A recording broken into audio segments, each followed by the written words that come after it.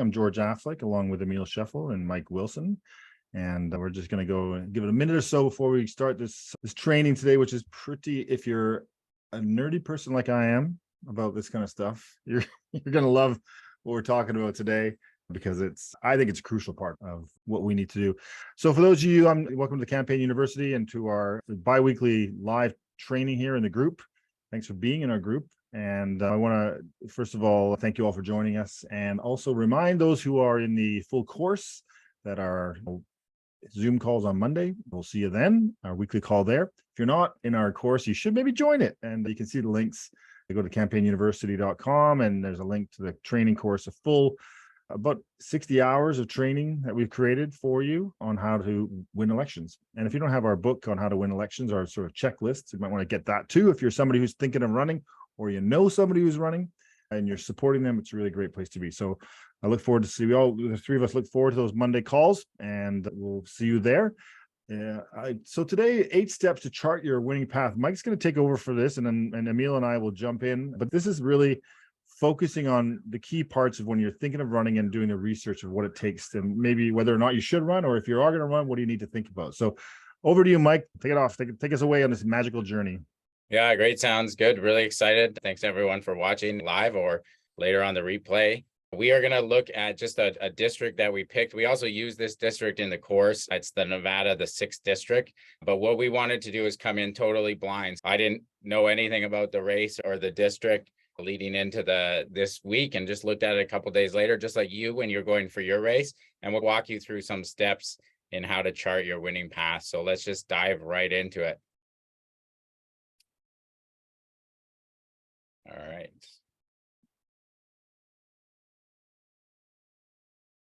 Sorry, I just got to share my screen here.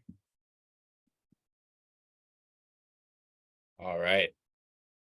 The world of politics is getting pretty crazy, as you'll see as we dive into this district, but we'll go through 8 simple steps. So the Nevada State Senate District, so the 6th district, it's for the state Senate in Nevada. First thing you want to do before you do anything is know the rules of the game you're playing on the ground. With respect to the Nevada's 6th district, the Nevada State House is one of the smallest in the country. There's actually only 21 seats, so you only need 11 to have your majority in there, making for some really exciting politics. There are now term limits. Term limits are super important that you know about, especially if you're running a race, because incumbents tend to win. You want to know which incumbents are getting forced to leave, because those are the seats that are coming up to play. And for Nevada 6, there are now in the 3-term limit, so every 4 years, so it's a 12-year limit. The one we're looking at today, the Democrat Nicole has been in the seat for 2 terms already, so next election she'll be running. We're going to take the point of view as we're a Republican coming in trying to defeat her, and see if we can do that and win the primary. The election is every 4 years in each seat. It rotates between about half the assembly each time, half the Senate each time. And the other thing that's going on here right now is there's a redistricting. So I'm actually personally dealing with a redistricting where I live right now at both the federal level and the provincial level with 2 candidates. So it twists everything for a loop, because the riding or the district has now changed shape. So what it was last election is going to be different this election, and we'll look at that a little bit. And to add just one more wrench into the rule issues here, we actually have a ballot initiative that passed last election in 2022. So Nevada has a rule to change voting systems. It has to pass twice in a row. So it'll come up again in 2024. But the ballot initiative actually got rid of horse race elections and horse race primaries. So you would have a ranked ballot or a single transferable vote where you rank your ballots and everyone gets set up 1 to 5 and the bottom one goes off. And they have open primaries on that same rule change. So even Democrats can vote in Republican primaries or independents and vice versa. So a lot of crazy rule changes going on that you need to know. And pretty much anytime you go to run a race, this is what's happening.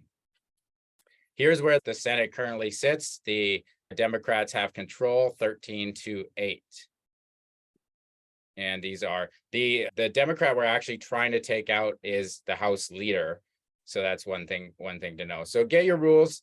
They're always changing. Really important to know. We actually don't spend a lot of time there. Where we're going to go next is to analyzing the horse race. So the horse race is simply who's ahead in the polls, who's won in the past, simple Republican versus Democrat, very easy. So one of the sites I like to use, it works for both Canada and the US, is Ballotpedia. It does a great job of just a really intense analysis. This is not the 6th district, but the Senate as a whole, and it will give you a lot of data on historical elections, who's in control, how it works, every seat, who's won the seat, rural and urban. One thing for our purposes right now, what we really want to know is not so much just who's in control right now of the Senate, which is the Democrats, but the historical trend. So you can see the Republicans were in control a lot going back, but it changed around Obama into Democrat control a little bit, back to Republican for a short period of time, but the Democrats have been in control. The first question I would ask, though, when I'm looking at these numbers is, as we're coming in as a Republican, what about the governor? Because the governor is actually overseeing all of this and another important branch of the government. And we had a Democrat governor up until the last election in 2022, but now we have a Republican, and we're going to see he's quite popular. His name is Joe Lombardo. So this huge change right here is going to lead to us to know that we probably could have a path of victory, as we have a very popular Republican governor, even though the Democrats really are controlling where we want to run. Any questions so far, George and Emil, just as you hear these first two steps? No, it's just good to know that Ballotpedia is also works in Canada. I think that's news to a lot of people. And of course, there's other places to go for stats and data, but that's a really great site for people. So thanks for sharing that. I posted the link in the notes there for everybody who needs to know about it or who have not heard about it. Yeah, and so then let's continue to dive into the real numbers now. This is the district we're going after. Nicole Cannizzaro is the two-term, she's actually the leader of the Senate for the Democrats. If you think about it, this is a super close race. So here's the district. This is the redistricting that we talked about, very important to know closely. And she won last time just 50.5% to 49.5 by 600, literally 600 people. So the reason the Democrats have put her as the leader of the Senate is because she is a very vulnerable candidate, a very important seat. Clark County is right by Las Vegas. It's urban Las Vegas, right in the heart of Nevada where the people are. So this is a very important district for them. Hence, she's leader of the House. You can see she also won in 2016. There was a very close primary as well on the Republican side going back, but before her was a Republican in the seat. So it is definitely winnable by Republicans. So the question is, how do you first win the Republican primary and then overcome these 600 votes? But when you're actually looking at the horse races, you're going to want to go back all the elections like we did in the state Senate. You're going to want to look at all the seats around. You're going to want to look at how the candidates, what issues they used, what they voted on. So we just looked at one link and we're going to move on for the sake of time, but really spend a lot of time understanding the horse race and where there's vulnerabilities. The Ballotpedia will also draw out, this is based on current polling, a party competitive score. So even though the Democrats have serious control of the Senate right now at 13-8, the Republicans are actually shooting up in their ability to win. And we'll look at a number of drivers and why that's happening. The next thing I like to do is always think of the big politics that everyone knows about. If you're running for municipal government or provincial government, or any time that there's another bigger election going on in the States, that's going to have a huge impact on who comes out and who votes and what the turnout is, and especially which party the people are supporting. Nevada has, during the Bush years, was Republican, but you've had a lot of Latino population move into the state. It's really twisted things, and it's now quite a strong, I would say, even Democratic state. You can see that it's gone Democratic on the presidential ticket ever since Obama came in. So that's one thing to note. How are these presidential politics actually affecting who comes out and votes for state Senate? What I would say, though, is despite a lot of Democrats voting in the presidential election, you can especially see with Joe Lombardo's win, and if you look deep into the Congress and other areas, that Republicans still have a shot. So just because the Democrats are turning out to vote for Joe Biden or vote for Hillary Clinton did not necessarily mean all down the ticket they were voting a Democrat all the way, which is really important. There's also a huge rural urban divide in Nevada. So we're in Clark County here with this district where there's just a few more Democrats than Republicans, definitely very competitive. But if you get outside Las Vegas, just like most of the states, it's hugely rural. But we want to hone in on this Clark County because that's where we are running. So after you Mike, get sorry, really, Mike, do you think, sorry, just a question about there. Do you think it's because that it's becoming more urbanized and that's why it's swinging as a state towards Democrats? Is that sort of what's happening over there? I would say that plus the Latino population, all the huge amount of hotel workers moving in and just a big working class of Latino, like it's one of the hot spots for them to move because of housing prices. And there's just a lot of growth going on in Las Vegas right now.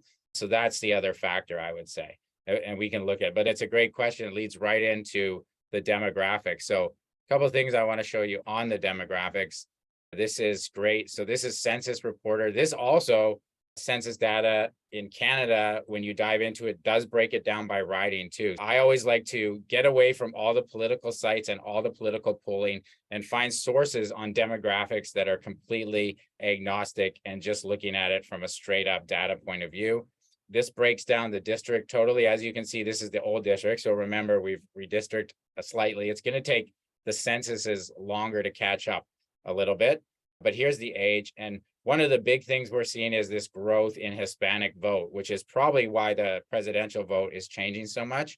And it's actually a decrease if you go back in over time in this district for the Caucasian vote or the white vote. Very much only two races there. Most of the other Asian or African American, very low percentages. You can see the income is quite low. It's really working class, although people have very little poverty. Less than 10%, but definitely working class. Most our households are renters, and the value of the homes is not huge, only 313, or sorry, most of the homes are owners, and the value of the homes is low. But Right. we'll see that this is becoming a really big problem in Nevada, cost of living and affordability, and that's going to be a huge driver for us. Sorry, George, go ahead. Yeah, no, when you talk about horse race and you look at those, you go back to the slide with the ethnicities there. And I'm just curious, when you have a horse race, like you saw that numbers, that how close that seat was, don't those smaller numbers maybe matter more than ever? Like that 10% African American vote could be really crucial, given that they quite often swing back and forth sometimes. And is that something people should analyze if they're looking at a really close horse race? Look at those smaller portions as opposed to the big ones, because they can maybe convert those ones. Yeah, especially if they're a voting block, then you want to make sure. So when we get to the crosstabs, we'll look exactly how to find those voting blocks. I would assume most of the African American votes going Democrat. So yeah, if that 10% is turning out at a high level, it's going to be really helpful to them or not. But one of the things we want to look at too is picking a strategy where the big votes and the big swaths to win are. Definitely do not ignore any special interest groups. But we also want to watch out for red herrings where you're spending too much time in a group that doesn't matter. One other thing I want to point out here is it's very working class as well in terms of education. Most people are some college, high school, or no degree at all. That's the vast majority of the district. It is very, very working class. One thing that I found here, which is hugely important, especially if you're going through a redistricting, is how they did the redistricting. And there's going to be something really telling to us here. So this is the actual data behind the redistricting, and it breaks it down. So here we have the Caucasian vote, and here we have the Latino, or sorry, not vote, but actual people living in the riding. So in 2010, if we go to District 6, we had 78,000 Caucasians in the district and 24,500 Latinos.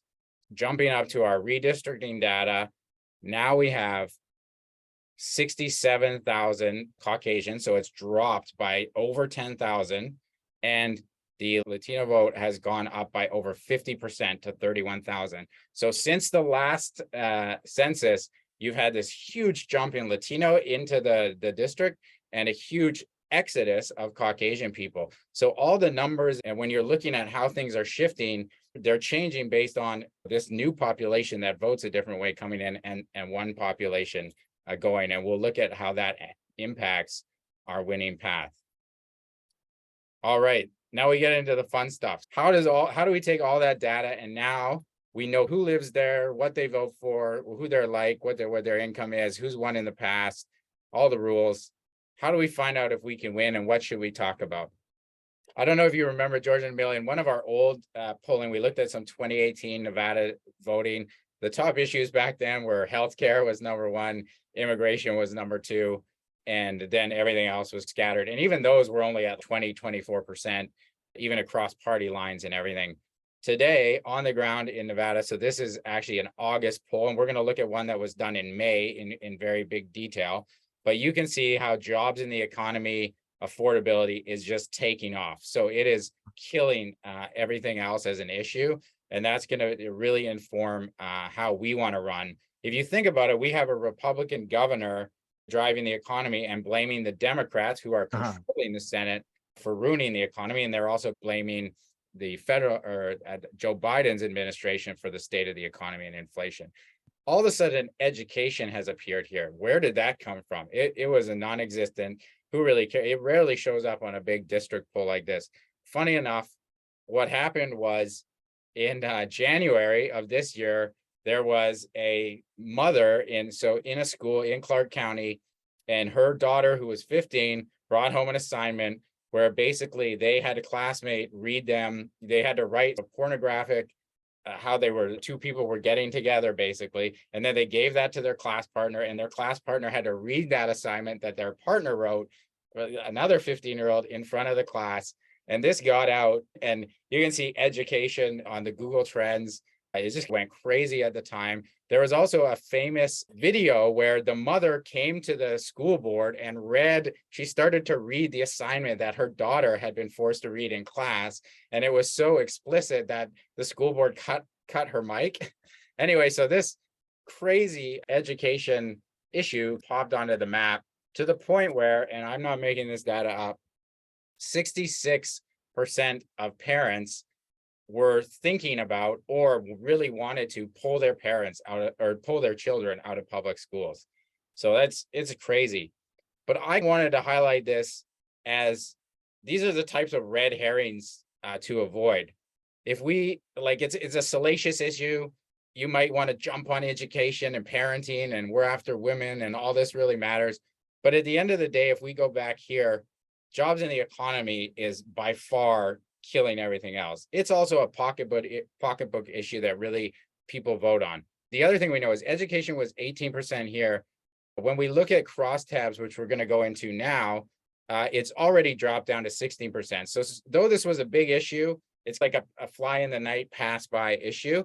And it's the kind of thing as well, if you make a statement about it, that you're going to get caught in culture war dynamics and politics of hate and all this, and you could lose your chance to be talking about the real thing that people care about and that they're voting on, which is jobs in the economy.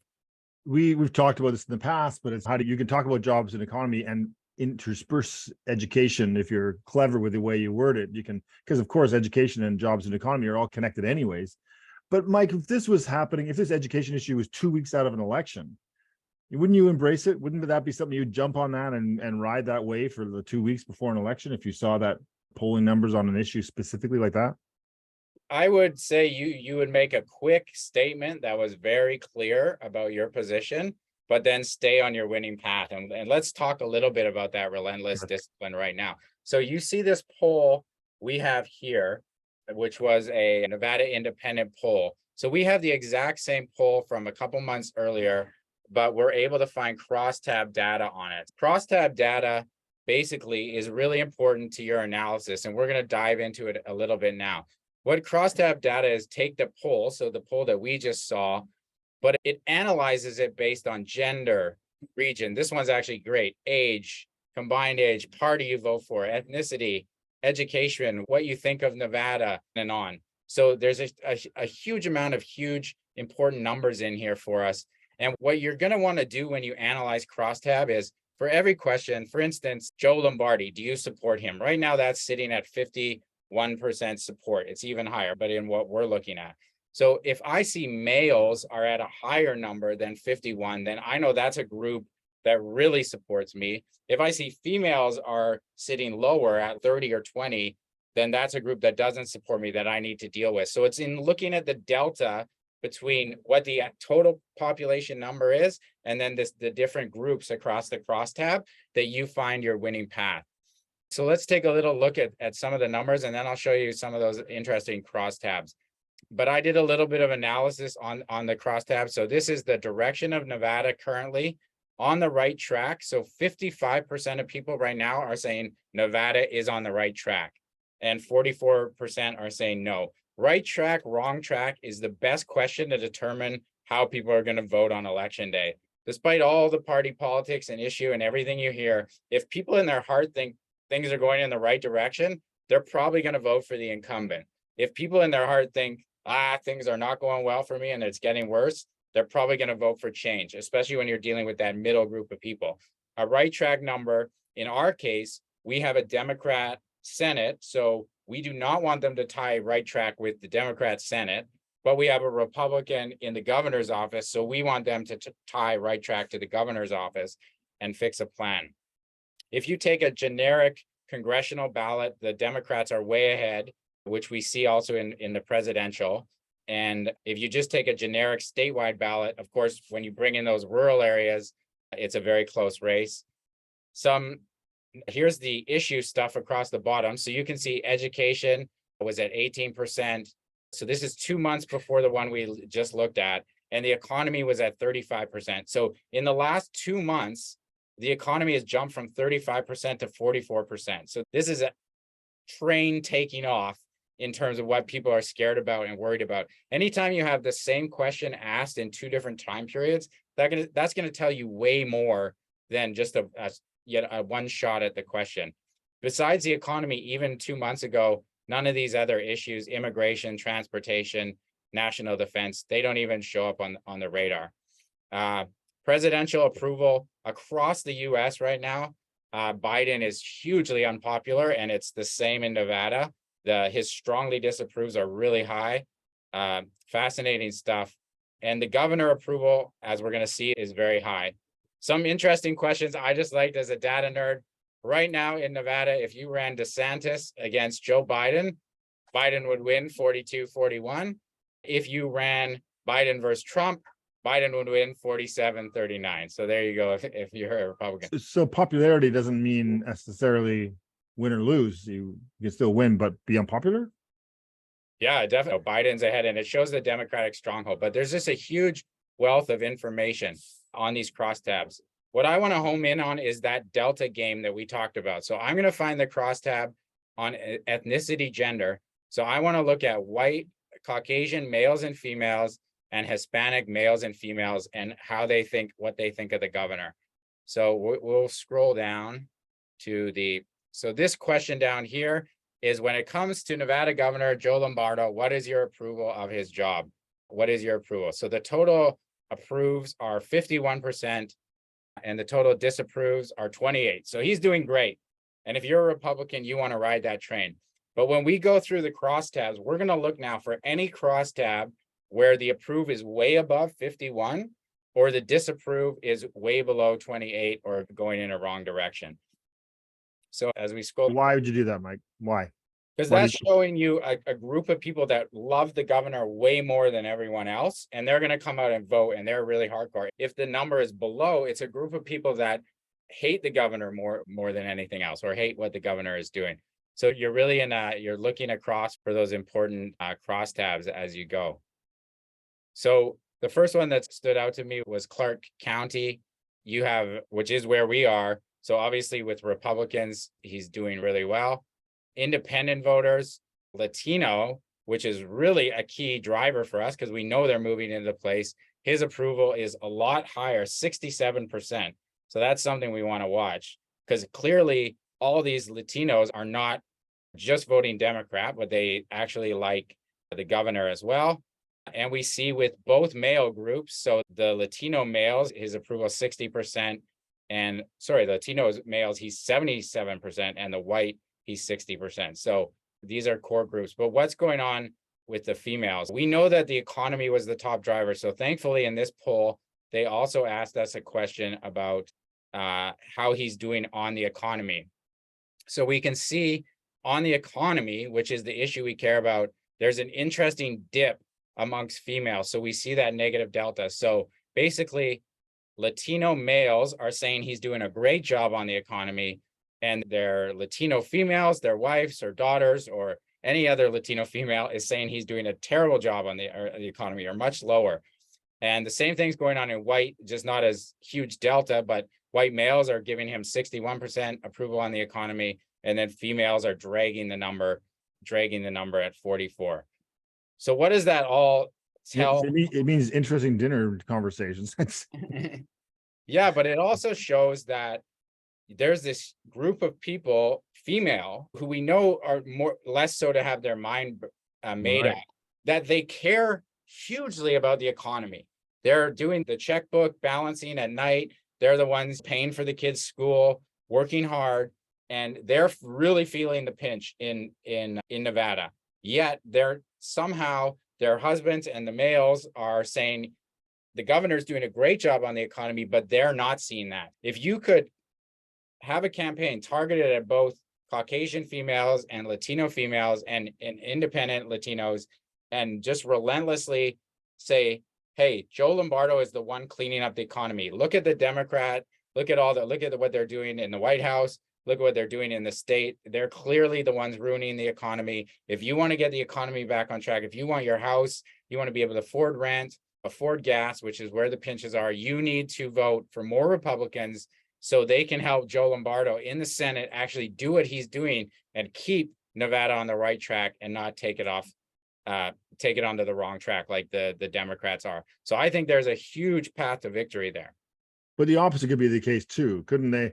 The Democrats say you've got a Republican governor and he's making us all worry about the economy.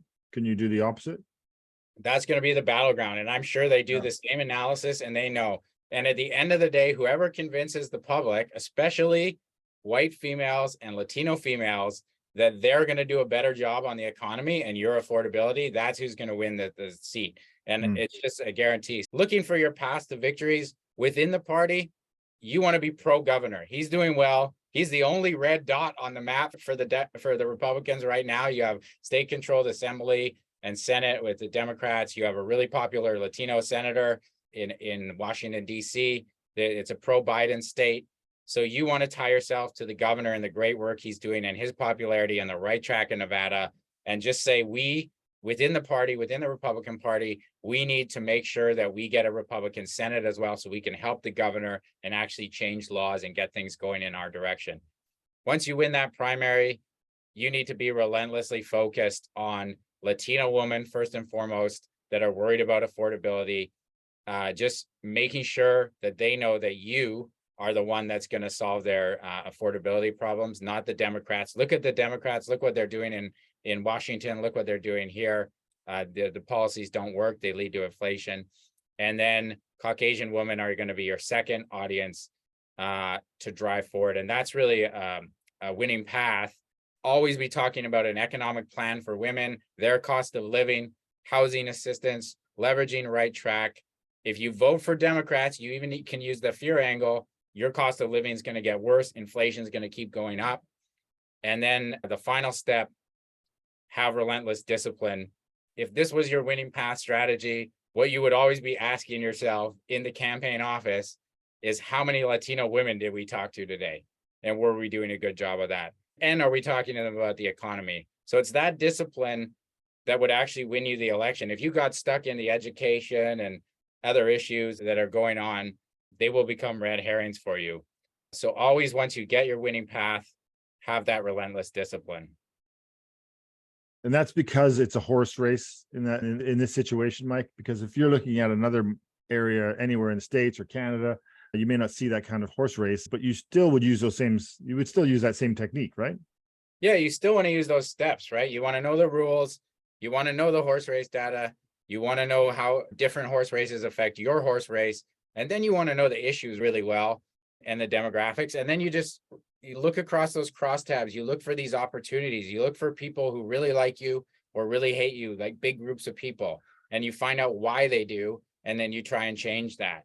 And it's going into the election, I think, regardless of if you're 10 points behind or 600 votes in this case, It's by finding those groups that are big groups that need to move, and then being focused on moving them that win. Those are the winning strategies. And if you're doing this analysis, when you go into the election, you know exactly if Latino women are all of a sudden liking Republicans more and more, I'm doing my job. So you actually have a marker if your election campaign is being successful. And doing this is so helpful. We just urge you. We always talk about discipline in the course and always on these lives, but this is how things are won. And instead of just going in there and just letting the election roll the way it's going to roll, people that win the election are the ones that go in and say, no, I need to take this group of people and move them over here. And every day I work hard to do that. And also don't Mike, stick in your message, right? You touched on that. Stick to your campaign. Don't be swayed by some popularity topic. And that's also discipline. I think discipline works in anything in life, to be honest. Business, and don't forget to brush. So on that note, and a question somebody direct messaged me here, Mike, you talked a bit about how sort of presidential politics, especially on if you're a Republican candidate in this scenario, can get in your way and potentially trip you up or play to your advantage. Just wondering if you can talk a bit about the smart way to navigate a competitive presidential primary in your own party, where the folks you support you're trying to win are going to have a range of different views on that debate that's happening at the national level. Yeah, the more I looked at this state, both in the Republican primary and Republican race, whoever it is versus Biden and Biden's popularity, I actually think the less you talk about presidential politics, is the more success you're gonna have in both the Republican primary and in your state Senate race. It's a messy field. People in Nevada on the ground, they're worried about their day-to-day pocketbook. And if the more you're talking to them about that and not about Donald Trump or Joe Biden's health or whatever other thing is swirling around in DC, the better it's going to be. So I think people get caught in this trap too, just like the education issue, where they're always commenting on this big election that's going on rather than actually driving their agenda forward. And so I think what I would do is completely stay out of it, say we want the Republicans to do well, and I support whatever candidate wins. But what I'm worried about is people in Nevada being able to get by every day, and that's why I'm here to fight. I got a question here, DM, because person was asking, what if I'm known for another issue that's not the top issue, and my reputation is based on that, but I'm going to be pulled into this data information? Like, how do I balance what I'm known for, which may help me win, to the actual data that you're presenting that you showed us today? Yeah, you're going to have an economic position that makes sense. And you're going to have an economic position that matters to Latino women and white women. And so regardless of maybe you're a teacher and you were a principal and you have this great education policy and you're well known for, that's great. You're not losing that, but you need to know that the election is going to be won on who can solve the economic issues for these two important groups of women, and really carve yourself out a policy for that. And the more you're talking about that and the less you're talking about education, despite being an all-star on that, the better it's going to be for you. And this is what great politicians know how to do, is how to shelf the stuff that doesn't matter and focus on the stuff that does matter to people, and just have discipline doing that. Yeah, I think we've talked about this in the course. We talk a lot about this, and I talk about it from my own personal experience, where it sometimes feels awkward to stay on the same message all the time. You feel like, and I talk about comedians who tell the same jokes over and over again, because they don't need to write a new set every day. And people still go see them. They're still popular. You stick to your message, stay on track, and be, as you say, disciplined, and you'll see success. Even if you don't win, if you're in an area where there's maybe you're definitely the underdog and the chances of winning are slim, you raise your reputation in that community for the issues that matter, and that goes a long way. Just from a point of view of making sure that always becomes a focus. I think it's interesting right now in the States, as a recording, where when you look at that data with the Democrats and the economy, and they're saying, no, but we're doing a great job with the economy, but it's not resonating. It's not getting through to anybody that message that the Democrats are trying to say. No, we've done a great job. And so that's an interesting challenge. And especially when you have a key demographic in that market, as you described, that's women, who the Democrats need to win. If they're losing women, potentially, that's an interesting dilemma on a topic they think they're doing good at, but nobody thinks they are. The other thing that's super interesting to me is you would have always 5 years ago, 6 years ago, said the Latino vote's going to go Democrat. Clearly, they're saying now, if you look at this data, we actually don't care which party you're from. We care if you're going to help us make life more affordable. And that's a huge opening for the Republicans. And I think the same case would be in the African American community too, which went Democrat. But this train of inflation and housing worries and all this economic turmoil going on in the country right now has really changed the dynamics of the race, and it's very important to watch. All right, we have passed our usual goal of half an hour. If there's any more questions, just put them in the messages there and we'll try to get to them directly or DM us. Again, if you're not signed up for the Campaign University course, you can check it out.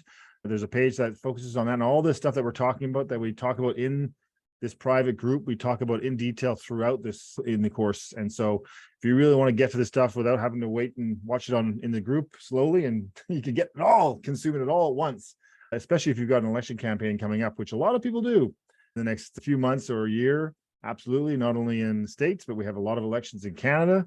So a lot of things you need to, I think, Mike, this stuff is really interesting. It's such an early, important part of a campaign process to ensure that you know what the issues are and what you need to focus on, because everything comes from there. Your materials, what you talk about, how you debate, everything comes back to this stuff. And it's really, and if you have that discipline and you know that you're confident on the data, it's a winning formula for sure.